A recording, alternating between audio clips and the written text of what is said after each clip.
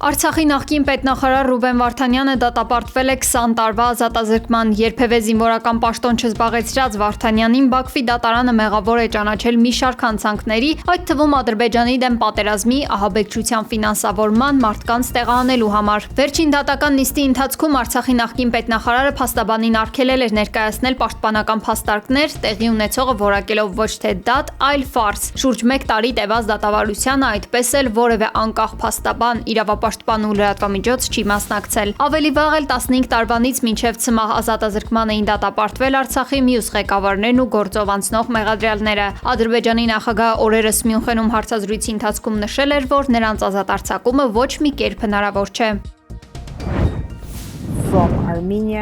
Սա պարզապես Ռուբեն Վարդանյանի եւ մյուս հայ բանտարկյալների դատավարություն չէ, սա դատավճիռ է հայ ժողովրդի դեմ։ Ռուբեն Վարդանյանի ընտանիքը արձագանքել է Բաքվի շինծու որոշմանը։ Մեջբերում հայտարարությունից Ադրբեջանի ռազմական դատարանի վճիռը սարսափեցնող է, թեև ոչ անսպասելի։ Դեռևս 874 օր առաջ նրա ապօրինի ձերբակալությունից սկսած ակնհայտ էր, որ այս գործընթացի արդյունքը կանխորոշված էր։ Այս ընթացքում նրա դեմ առաջադրված մեղադրանքներից եւ ոչ մեկը հիմնավորող որևէ ապացույց այդպես էլ չի ներկայացվել։ Կոչ ենք անում աշխարհի առաջնորդներին, միջազգային կազմակերպություններին եւ մարդու իրավունքների պաշտպանության խմբերին ձեռնարկել բոլոր անհրաժեշտ միջոցները։ Վարդանյանի ընտանիքը նշել է, որ շարունակելու են ձգտել Արցախի նախկին պետնախարարի եւ մյուս մեր հայ բանտարկյալների ազատ արձակմանը։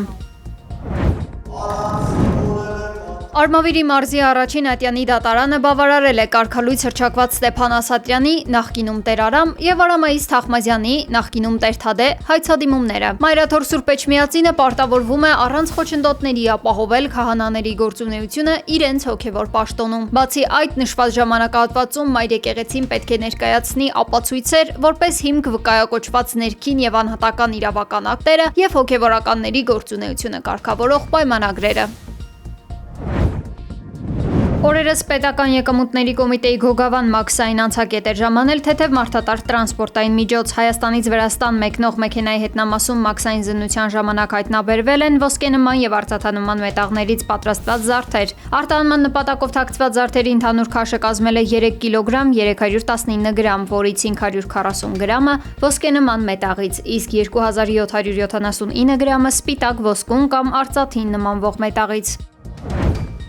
Ժնևում սկսվել է Իրանի եւ ԱՄՆ-ի միջև միջուկային ծրագրի շուրջ խորհրդակցությունների երկրորդ փուլը։ Օմանի միջնորդությամբ անցկացվող այս անուղղակի բանակցություններին ամերիկյան կողմից մասնակցում են Սթիվ Ուիթքոֆն ու Ջարեդ Քուշները։ ԱՄՆ նախագահ Դոնալդ Թրամփը հայտարարել է, որ ինքն այս կարևոր բանակցություններին մասնակցելու է անուղղակիորեն։ Թեհրանը ցանկանում է գործարքի գնալ եւ գիտակցում է հետևանքները, տեսնենք թե ինչ կստացվի։ Նշել է Թրամփը, շեշտելով, որ նախկինում ամերիկյան B2 ռմբակոծիչների հարվածներից հետո Իրանը ստիպված է դադարեցնել ուրանի հարստացումը։ Ըստ իրանական կողմի, երկիրը պատրաստ է կառուցողական առաջարկների, սակայն հաջողությունը կախված է Վաշինգտոնի պատրաստակամությունից, չեղարկել պատժամիջոցները եւ հրաժարվել անիրատեսական պահանջներից։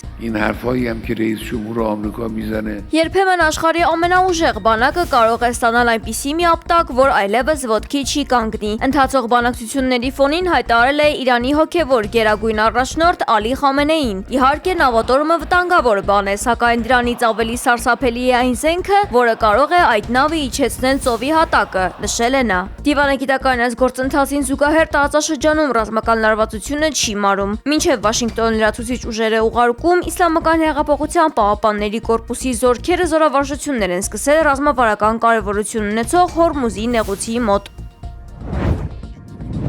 Ուկրաինայի պատվիրակությունը ժամանել է Ժնև մասնակցելու ռուս-ուկրաինական հարցերով բանակցություններին։ Այս ամենին զուգահեռ բազմաթիվ ջանքերից հետո կարծես սպառվել է Դոնալդ Թրամփի համբերությունը։ Նա լրագրողներին ասել է, որ Ուկրաինան պետք է արագ նստի բանակցությունների սեղանի շուրջ։ Արդեն մի քանի օր է ինչ ԱՄՆ նախագահը այսպիսի կոշտ հայտարարություններով է հանդես գալիս, արդեն ոչ թե առաջարկելով, այլ պարտադրելով Ուկրաինային համաձայնել գնալ բանակցությունների։ Միևնույն ժամանակ Ուկրաինայից տեսանյութ է հրապարակել Վլադիմիր Զելենսկին, հույս հայտնելով, որ այսօր կայանալիք հանդիպումը կտա ցանկալի արդյունք։ Կուբայում անցել են էլեկտրական եռանիվ հեծանիվների, իբրև տրանսպորտ վառելիքի դեֆիցիտից հետո։ ԱՄՆ-ն դադարեցրել է Վենեսուելայից նավթի արտահանումը և սպառնացել է պատժամիջոցներ կիրառել Կուբային վառելիք մատակարարող երկրների համար։ Վառելիքի պակասը հզոր հարված էր երկրին։ Վենեսուելայի գործողությունից հետո Թրամփը հայտարարել է, որ վենեսուելական նավթ այլևս չի ուղարկվի Կուբա, նշելով, որ Կուբայի կառավարության տապալումը մոտ է։ ԱՄՆ-ի Կալիֆոռնիա նահանգում տեղատարապ անձրևների պատճառով նախատեսվել է Լոս Անջելեսի մի քանի շրջանի բնակիչների տարհանում։ Բացի այդ, կա մտավախություն, որ Սան Ֆրանցիսկոյի բնակիչները նույնպես վտանգված են։ Միացյալ Նահանգներում հորդառատ անձրևները կուղեկցվեն նաև քամու ուժգնությամբ և կայծակի որոտումներով։